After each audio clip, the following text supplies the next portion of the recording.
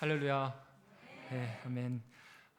저는 소개하신 대로 프랑크푸르트 사랑의 교회에서 교민 목회하고 있는 박동훈 목사입니다. 우리 존경하는 우리 안영호 목사님이 편찮으시다는 이야기를 듣고 또 찾아뵙고 인사드리고 또 그렇게 하려고 왔는데 귀한 교회에서 또 말씀을 전할 수 있는 기회까지 허락해 주셔서 너무 감사드립니다. 잠시 저를 소개하는 것이 설교를 이해하는 데 도움이 될 것 같습니다. 예수제자운동 선교단체에서 저희를 독일 선교사로 파송을 했습니다.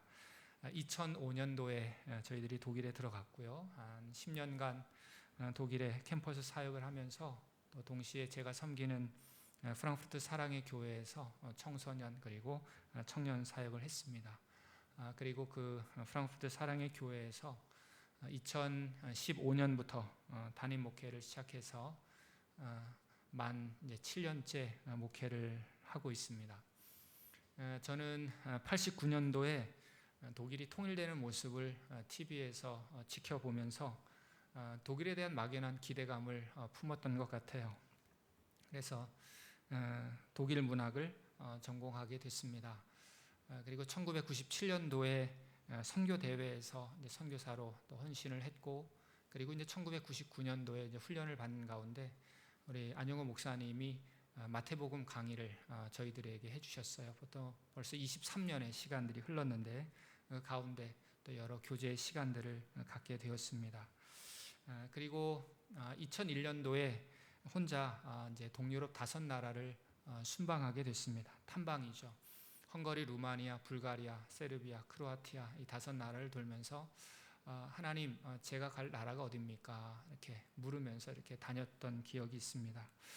그 당시에는 동유럽이 굉장히 삭막하다는 느낌을 지금도 지울 수가 없습니다. 동유럽이 개방된 지 얼마 되지 않았기 때문이죠.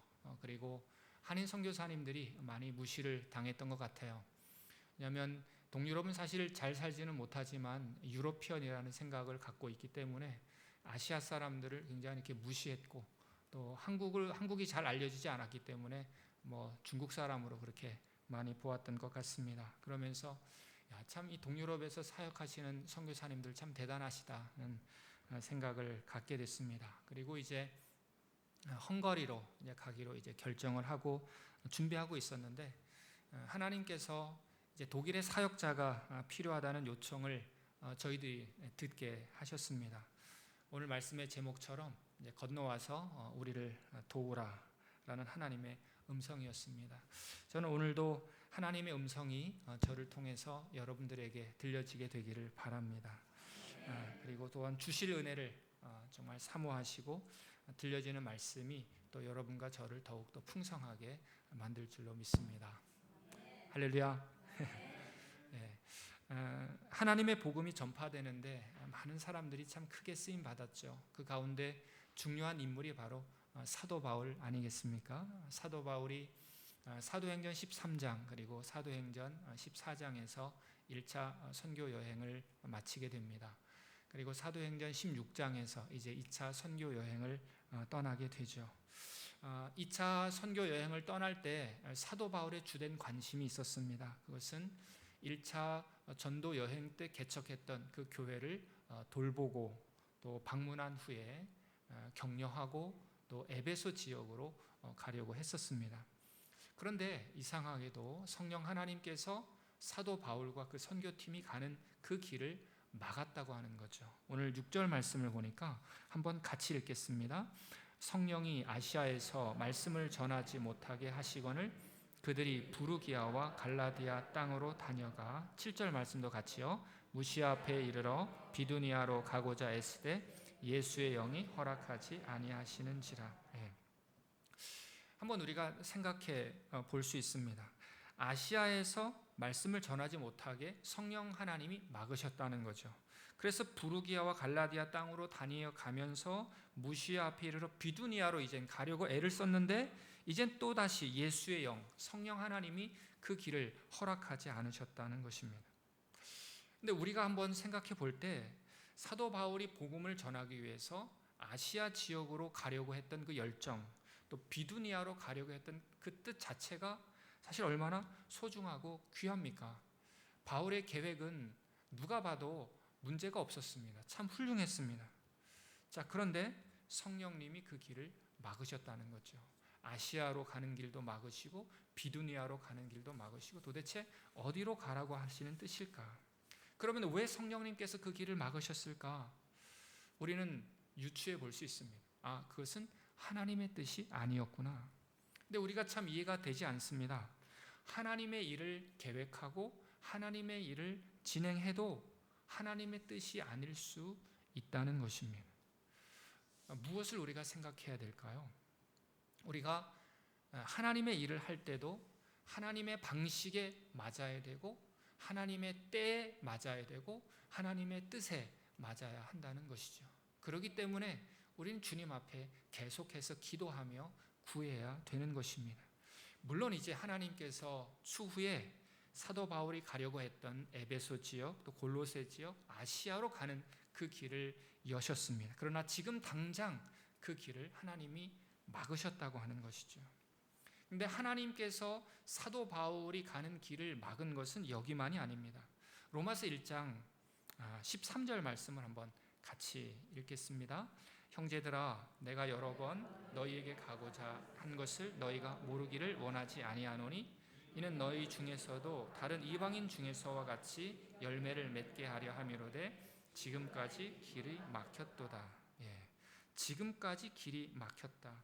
사도 바울이 로마로 가고자 하는 열정이 얼마나 대단한지 보게 됩니다. 그런데 여러 번 시도했지만 그 길이 계속 막혔다고 하는 것이죠. 참 하나님의 사람은 언제나 형통할 거라고 우리는 생각을 합니다. 그러나 그렇지 않다는 것이죠. 지금까지 오늘 저와 여러분들이 살아오면서 우리도 선한 일을 계획하고 진행하지만 적지 않게 맡겼던 일들을 우리는 생각해 볼 수 있습니다. 저의 삶도 그렇고 저의 사역도 보더라도 그렇습니다. 특히 저는 신대원 시험에 떨어졌습니다. 재수해서 신학대학원을 공부하기도 했어요. 그 당시에는 이해할 수 없었지만 물론 그것이 저에게는 너무나 큰 유익이었고 지금의 저가 있게 되었던 것을 봅니다. 주님을 위해서 우리가 일을 한다고 하지만 일이 작정된 대로 되지 않을 때 여러분 우리는 어떻게 합니까? 주님의 일이 아니더라도 개인적인 일도 마찬가지예요. 일이 내 뜻대로 되지 않을 때 우리는 어떤 식으로 반응하는가? 우리 가운데 질병이 찾아오거나 또 우리 가운데 어떤 시험에 떨어지거나 여러 가지 일들이 우리 가운데 있을 수 있죠. 그때 우리가 제일 먼저 드는 생각은 하나님을 원망하기도 해요. 또 우리 안에 불안한 마음이 찾아오기도 합니다. 하나님이 왜 길을 막으시지? 도대체 나보고 어떻게 하라는 거지? 어떻게 살라는 말이지? 이러한 생각을 우리는 갖게 됩니다. 그 순간 오늘 우리는 기억해야 돼요. 무엇을 기억해야 되는가? 하나님은 항상 선하신 분이다라는 것이죠. 왜 그렇습니까? 하나님은 오늘 저와 여러분들의 아버지이시기 때문입니다. 그러므로 그 아버지는 나에게 가장 좋은 것으로 늘 베푸신다는 것을 우리는 생각해야 됩니다. 여러분, 이 믿음이 변치 않기를 축복합니다. 이 믿음이 있다면 우리는 하나님의 뜻을 살피기 위해서 어떻게 할까요? 기도의 자리로 나아가게 되는 거죠. 그리고 우리는 하나님의 뜻을 묻게 될 것입니다. 하나님, 어떻게 해야 됩니까? 사도 바울이 기도했던 것처럼 바로 그렇게 우리는 기도할 수 있습니다. 로마서 1장 10절 말씀을 한번 같이 읽겠습니다.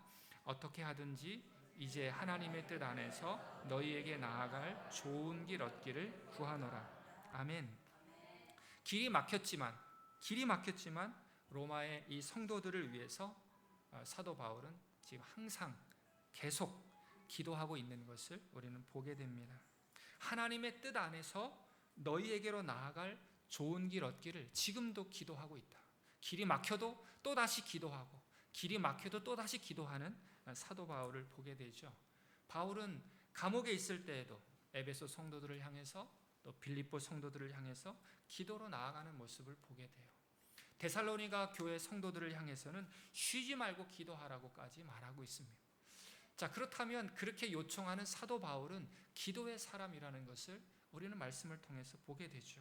정말 우리 모두가 하나님의 뜻이 어디 있는지 더 더 주님의 뜻을 묻고 기도하며 또 때로는 엎드려서 하나님의 방식을 따르는 그런 겸손함이 정말 저와 여러분들에게 있기를 또한 축복합니다. 그럼 이 사도 바울과 그의 일행이 드로아에 내려가서 무엇을 했을까요? 물론 본문에는 나와 있지 않습니다. 오늘 8절 말씀을 보니까 무시아를 지나 드로아로 내려갔는데 밤의 환상이 바울에게 보입니다.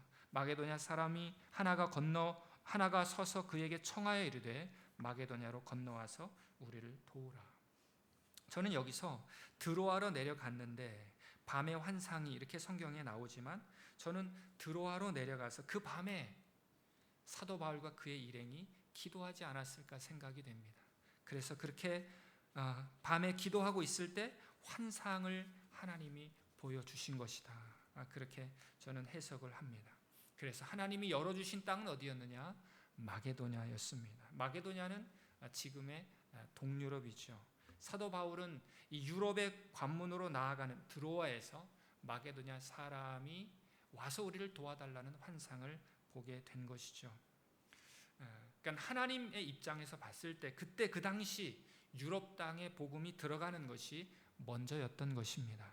결국 하나님의 인도하심으로 예루살렘과 온 유대와 사마리아를 넘어서 아시아를 넘어서 유럽으로까지 복음이 전파되는 대전환이 오늘 이 사도행전 16장에 기록되어 있는 것이죠. 그러니까 하나님의 계획, 사도 바울의 계획은 아시아에 머무르는 것이었지만 하나님의 계획은 아시아에 머무르는 것이 아니라 세계를 향한 비전을 가지고 있었다는 것을 봅니다. 그렇지만 사도 바울이 그 환상을 보았지만 끝까지 자기 고집대로 나아갔다면 사도 바울은 아시아에서 그의 사역을 마무리했을 것입니다. 자, 오늘 이 말씀을 통해서 또 우리에게 주시는 교훈이 무엇입니까?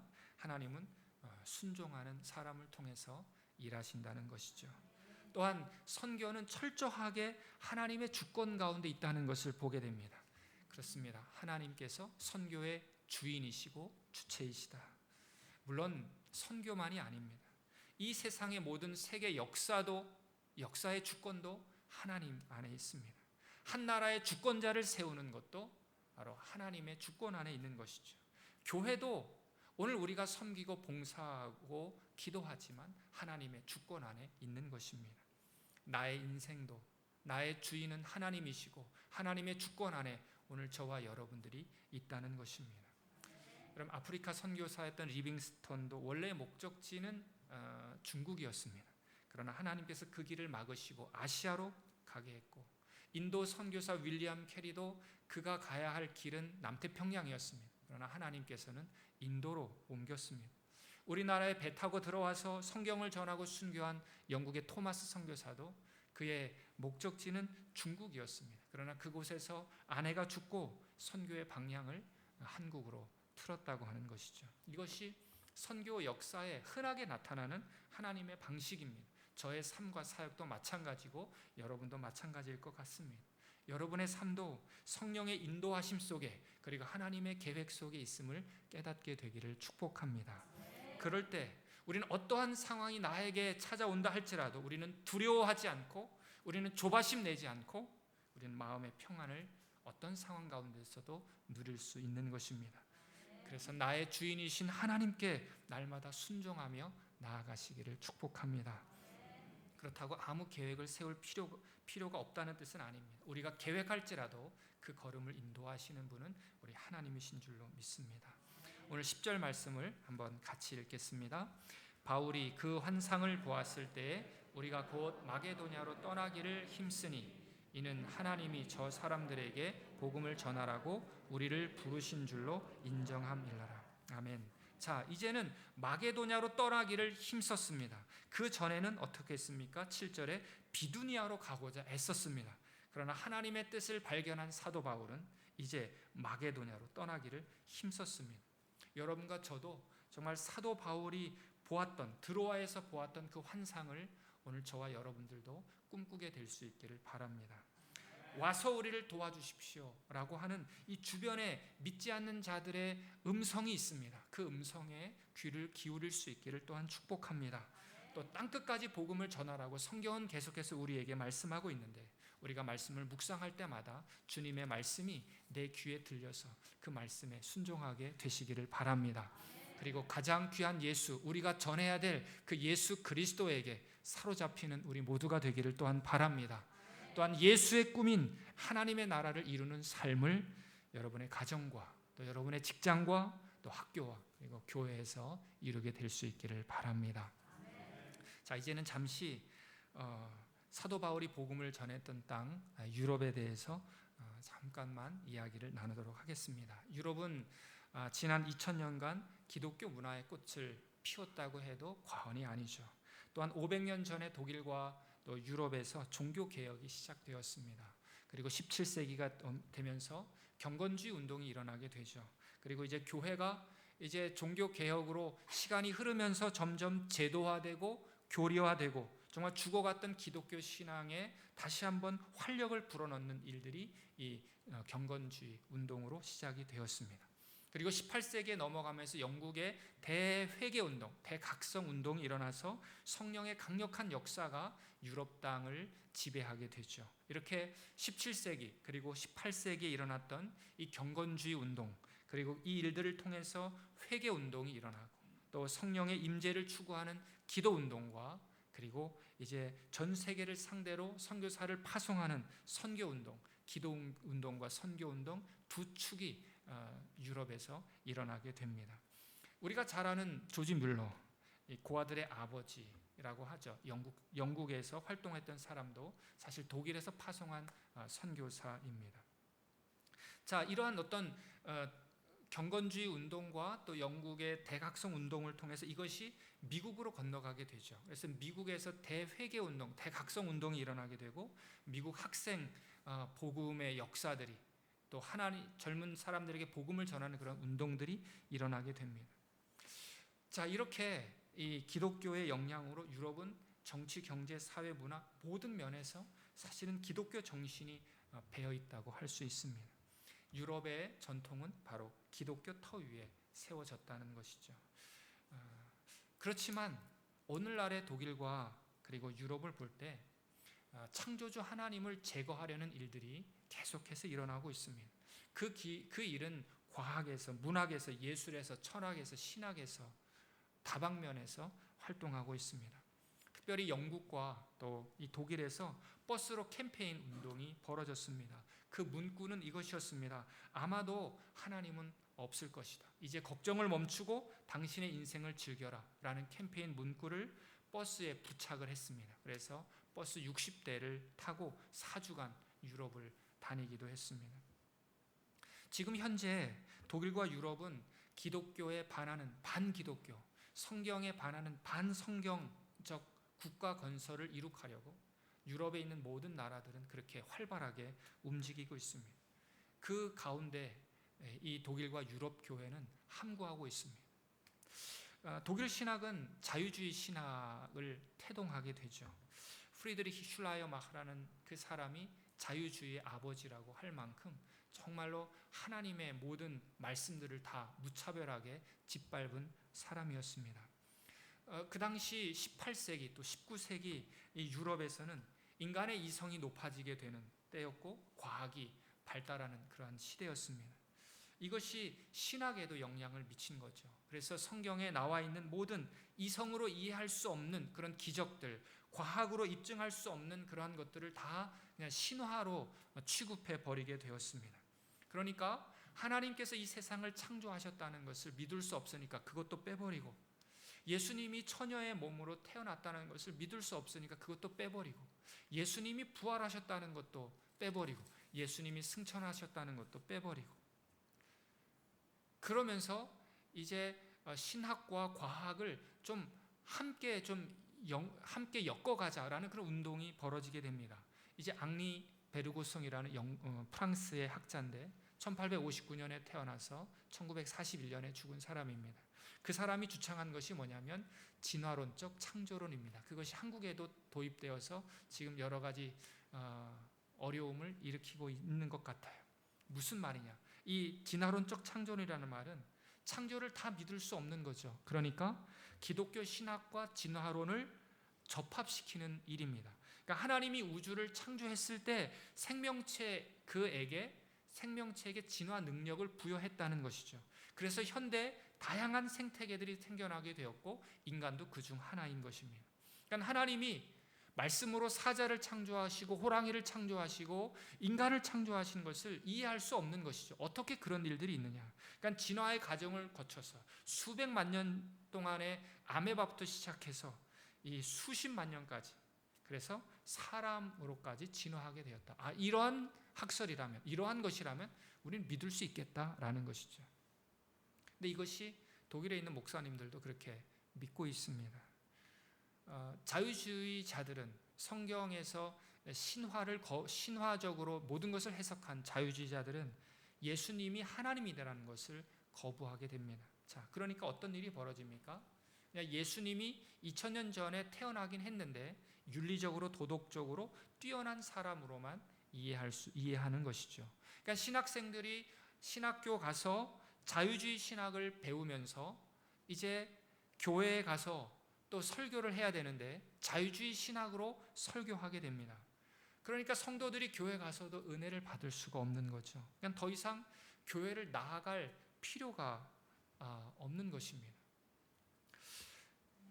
그러니까 자유주의 신학으로 결국 이 유럽 교회는 점점 힘을 잃어가게 된 것입니다.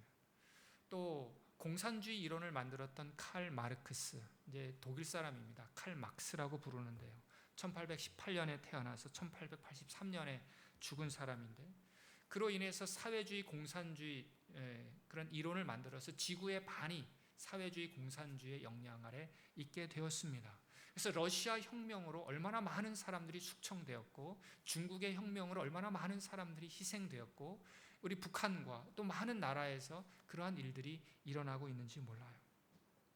또한 신학자였고 또 신학교 교수였던 니체도 결국 신은 죽었다라고 그 엄청난 말을 하지 않았습니까?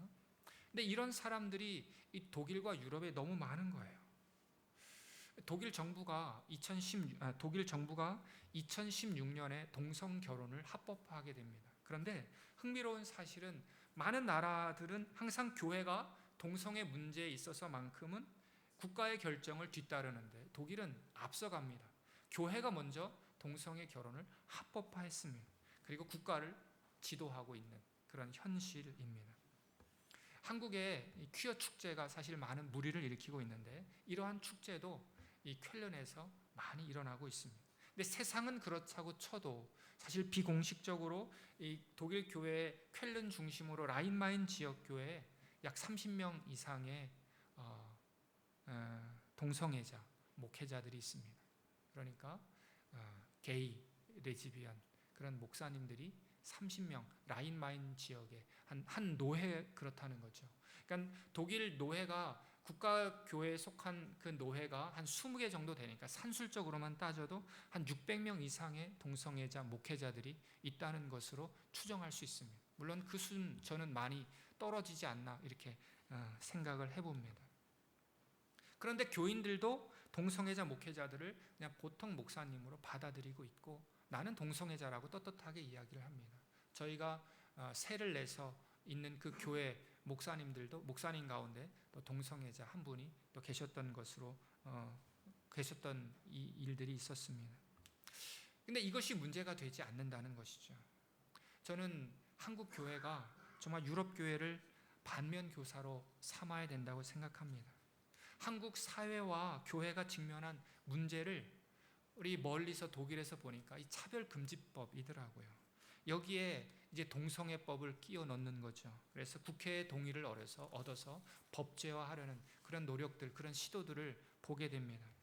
그런데 국회에서 이 법이 통과되는 순간 모든 교육 과정에 동성애를 합법적으로 가르쳐야 되죠. 이를 거부할 시에는 법적 조치를 취해야 됩니다. 또 이것이 또 통과되면 또 어떻게 합니까? 또 게이 목사님들이 또 사역을 할지. 유럽 교회는 이제 날개 꺾인 새처럼 사회를 개혁할 힘을 상실했습니다. 오늘날 정말 한국 사회와 교회 지도자들은 이 현안을 숙고해야 하고 정말 이 법안이 국회를 통과하지 못하도록 정말 기도하면서 고군분투해야 될 줄로 믿습니다. 여러분, 한국은 여러 종교가 있습니다. 그런데 독일은 기본적으로 그 바탕이 기독교 정신이고 기독교 문화예요. 그래서인지 한 150만 명의 난민들을 인도주의적인 차원으로 연차적으로 다 받아들였습니다. 그러다 보니까 이슬람 사람들이 많이 들어오게 되죠. 그러니까 이슬람이 성장하게 되는 것입니다. 이것이 또 유럽에 있는 교회를 더욱더 위축되게 만들었습니다. 또 독일에는 300만 명 이상의 무슬림들이 독일 시민권을 가지고 살고 있어요. 근데 다른 유럽도 마찬가지일 것입니다. 또 100여 개가 넘는 모스크가 있고요. 또 튜빙엔 대학이라고 정말 기독교의 산실이라는 튜빙엔 대학에서도 바로 꾸란을 가르치는 그러한 이슬람의 지도자를 세우는 그런 학교가 거기에 있습니다. 한국도 보니까 아이를 많이 낳지 않더라고요. 근데 독일도 마찬가지입니다. 그러나 이슬람 여성들은 독일에서도 6명, 7명의 아이를 낳습니다. 당연히 인구가 늘어가고 있죠. 그러니까 독일 사람들을 이렇게 보니까 형식상 명분만 남아있는 이 기독교보다는 동양의 불교나 어떤 신비 사상, 이슬람화, 뉴에이지, 여기에 더 많은 관심을 쏟고 있습니다. 또 매년 이 독일에서 기독교인이라고 하면 종교세를 내는데 이 종교세를 내는 숫자가 점점 줄어가고 있습니다. 종교세를 내지 않는다는 말은 무슨 말입니까? 나는 더 이상 기독교인이 아니라는 거예요. 작년에 잡지를 보니까 매년 20만 명 이상의 사람들이 이 종교세를 내지 않는다고 나와 있습니다. 계속 20만 명이 줄어가는 거죠. 그러다 보니까 국가가 교회를 운영하기 어려우니까 또 교회를 파는 일들이 계속 일어나게 됩니다. 물론 저희가 빌려 쓰는 교회도 독일 교회였는데 독일 성도들은 수천 명이지만 교회 나오는 분들은 15명, 20명, 할머니, 할아버지들만 나와서 더 이상 교회의 역할을 하지 못하고 있는 것을 보게 됩니다. 뭐 이런 이야기를 하면 한도 끝도 없습니다. 너무 부정적인 말씀을 드려서 죄송합니다. 그럼에도 불구하고 이 복음적인 이 자유교회는 계속 부흥하고 있습니다. 젊은이들은 많이 모이고 있고 또 국가교회와는 상반된 우리가 재정을 우리가 쓰고 또 우리가 이 교회를 이끌겠다고 하는 자유교회는 점점 하나님께서 원하시는 그런 교회를 만들어가고 있습니다. 그래서 교회 개척 사역도 하고 있고 또 전도도 하고 있고 교회를 세우는데 열중입니다. 물론 큰 교회들이 점점 무너지는 것에 비해서는 매우 부족하다는 것은 사실이죠. 자, 그렇다면 디아스포라로 흩어진 이 한국 교회, 유럽에 있는 한인 교회들은 왜 하나님께서 그곳에 교회를 세웠을까? 그것은 바로 유럽에 있는 잠자는 교회인 독일 교회를 깨우는 그 일에 부름받았다고 확신합니다. 오늘 유럽에 있는 이 목회자들과 그리고 선교사들은 이런 현실을 목도하고 지금도 외롭고 힘든 싸움을 이어가고 있습니다. 그렇지만 한국 교회는 이 유럽이 선교지라는 것을 잘 인식하지 못하고 있어요. 유럽은 참 아름답고 또 유럽은 선진국이고 또 유럽은 다른 아름다운 집들과 환경들이 보이고 또 잘생긴 외모들도 보이고 또 공부하러 가는 곳이라고 생각을 하고 그래서일 것 같습니다. 그러나 프랑스는 98%가 천주교입니다. 또 기독교는 이단으로 취급받고 있습니다. 독일은 성도들은 많이 있다고 하지만 주일 성수하는 퍼센트를 보면 3%, 4% 미만입니다. 다른 유럽의 나라들도 대등소이한 것이죠. 그렇다면 그곳이 선교지 아니겠습니까? 유럽에도 그러나 하나님이 사랑하는 영혼들이 살고 있습니다. 여러분 기억해 주시고 생각나실 때마다 이 독일과 유럽의 영혼들과 유럽에 계신 선교사님들, 목회자들을 위해서 기도해 주시기를 바랍니다. 10절 말씀을 보시면 이렇게 되어 있습니다. 바울이 그 환상을 보았을 때 우리가 곧 마게도냐로 떠나기를 힘쓰니 이는 하나님이 저 사람들에게 복음을 전하라고 우리를 부르신 줄로 인정함이로라. 우리가 마게도냐를 떠나기를 힘썼다, 부르신 줄로 인정했다라는 말이 중요합니다. 환상을 보았습니다. 환상도 중요하지만 환상을 어떻게 해석할 것인지가 더 중요한 것이죠. 바울은 마게도냐의 복음을 전하라고 하나님이 우리를 부르셨다는 것으로 인정했습니다. 그렇게 인정했고 그리로 가기로 힘썼다는 것이죠. 그런데 누가 떠나기를 힘썼고 누가 인정했는가? 오늘 말씀해 보면 사도 바울이 아닙니다. 10절에 보니까 우리가 곧 마게도냐로 떠나기를 힘썼고 10절 끝에 우리를 부르신 줄로 인정했다. 오늘 10절부터 주어가 처음으로 우리로 바뀌고 있습니다. 이 말은 오늘 사도행전의 저자인 누가가 이 선교팀에 합류하고 있다는 것을 보여주고 있습니다. 여기서 사도 바울의 선교팀은 사도 바울과 그리고 실라와 디모데 그리고 누가 최소한 4명 이상이 선교팀으로 함께 했다고 하는 것이죠. 자, 그러니까 이 우리가라는 마음을 통해서 이들이 한 마음이 되었다는 것입니다. 그리고 성령님의 부르심에 인정했다는 것입니다.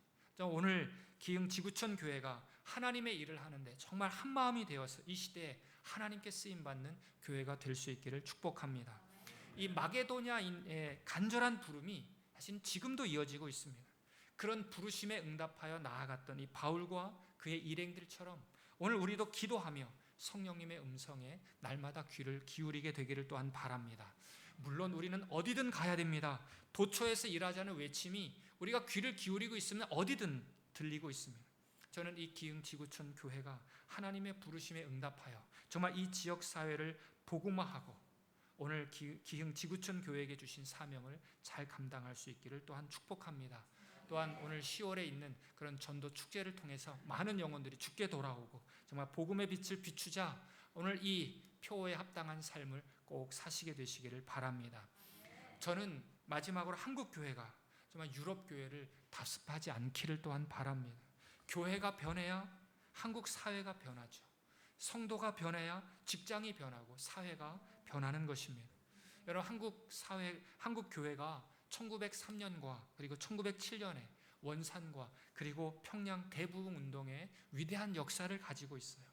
예화를 보게 되면 술집 앞에 이런 문구가 쓰여졌다고 합니다. 금일부로 이 술집을 폐업함, 어젯밤 주인이 회개함.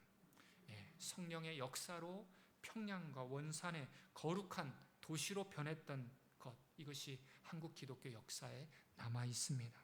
비록 지금 한국 교회는 코로나 이후로 참 많이 주춤해하고 있지만 한국 교회가 오직 말씀으로 그리고 오직 기도로 그리고 그리스도인의 사회적인 그 책임을 다하면서 세계 선교의 양 날개로 다시 한번 비상할 때이라고 생각합니다.